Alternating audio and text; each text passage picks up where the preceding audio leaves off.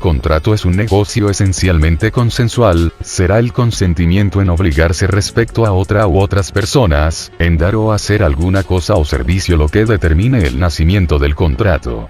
Pero, para entender que efectivamente existe el contrato, este debe reunir ciertos elementos que podremos clasificar en tres tipos: esenciales, naturales y accidentales. Los elementos esenciales son aquellos sin la concurrencia de los cuales no puede existir el contrato. Consentimiento de los contratantes, objeto cierto que sea materia del contrato y causa de la obligación que se establezca. El consentimiento. Para entender que el consentimiento ha sido válidamente prestado deberá manifestarse de manera libre, voluntaria y consciente. La ausencia de cualquiera de estos requisitos determina la aparición de los llamados vicios del consentimiento. Estos vicios pueden afectar tanto a la declaración de voluntad como el proceso de formación de la misma. Cuando el vicio afecta a la propia declaración de la voluntad, se debe a la existencia de una divergencia entre la voluntad interna de la persona y la que declara. Las consecuencias serán diferentes según que tal divergencia sea consciente o inconsciente. Por su parte, los vicios que afectan al proceso de formación de la voluntad afectan a los elementos estructurales de la misma, por lo que implican bien la falta de libertad, tal es el supuesto de la intimidación o la violencia utilizada para conseguir la manifestación de voluntad, o bien a la falta de conocimiento, como sucede en el error en el conocimiento de la persona o de sus cualidades esenciales para la prestación del consentimiento, como sucede con la impotencia coeúndi en el caso del matrimonio. El objeto. El objeto del contrato lo conforman las cosas o servicios que son materia de las obligaciones de dar o hacer.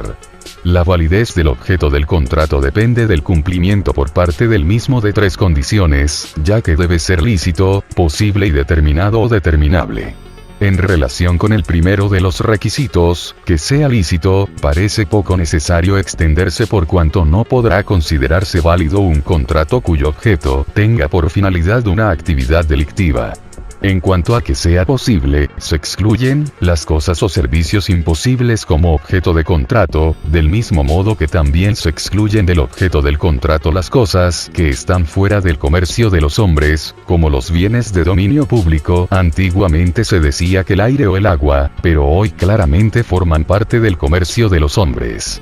Además, el objeto del contrato debe quedar perfectamente determinado desde que se otorga el contrato, o bien debe ser determinable a través de criterios preestablecidos, sin que intervenga de nuevo la voluntad de las partes. La causa. La causa del contrato es definida como la función económico-social pretendida por las partes. Así, en el intercambio de cosa por un precio cierto, la causa será la compraventa.